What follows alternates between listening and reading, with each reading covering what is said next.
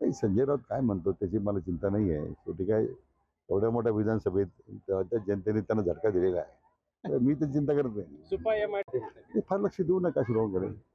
मला वाटतं काही ज्यांना त्या लोकांच्या बाबतीमध्ये म्हणजे बोलणंही संयुक्तिक नाही आहे. त्यामुळे त्यांच्या वक्तव्यावर काय ते बोलले, काय बोलले, त्यांनी काय बोलावं त्याचा प्रश्न आहे. त्याबद्दल मी प्रतिक्रिया देणं म्हणजे त्या मती काय क्षुल्लक कारणासाठी प्रतिक्रिया देणं योग्य नाही आहे. असं आहे की मी तेच सांगितलं की लोकभावना आणि इतिहास याचा आदर केलाच पाहिजे. कोण काय म्हणतो याच्याकडे लक्ष द्यायची आवश्यकता नाही आहे. नाही याच्यामुळे त्यामुळे निश्चितच आपल्याला आता एक पाऊल पुढे गेलं पाहिजे. विनाकारण त्याला भावनिक आदर देत आणि इतिहास लोकांना माहीत पाहिजे. म्हणजे आता जे तसे विधान करतात त्यांना तर इतिहास माहिती का देशाचा काय आणि या सगळ्या पार्श्वभूमीवर आज आपण छत्रपती शिवरायांचं नाव घेतो. आज त्या छत्रपती शिवरायांना आणि नंतर छत्रपती संभाजी महाराजांना काय त्रास झाला हे तर नाकारता येत नाही ना. अशा नराधमांना आपल्या इतिहासामध्ये संधीच नाही आहे, जागा नाही आहे. अतिशय आनंद वाटला कारण जो एक बचत गटाची चळवळ अनेक वर्ष आहे.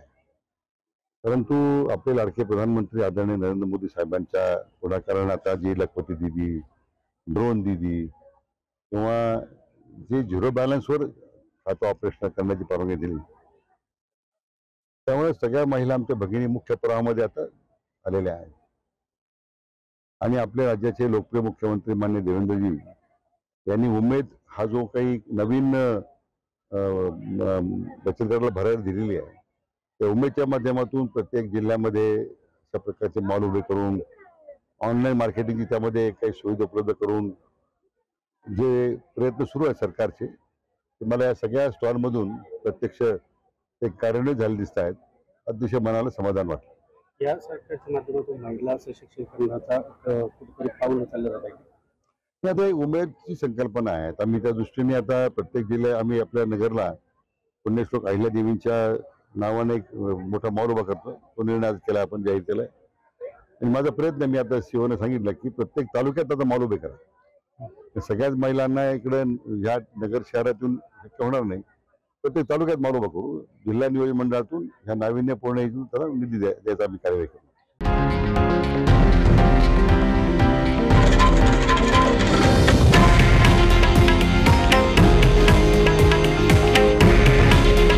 हे आहे देशातील नंबर 1 न्यूज नेटवर्क आणि आपण पाहत आहात TV9 मराठी.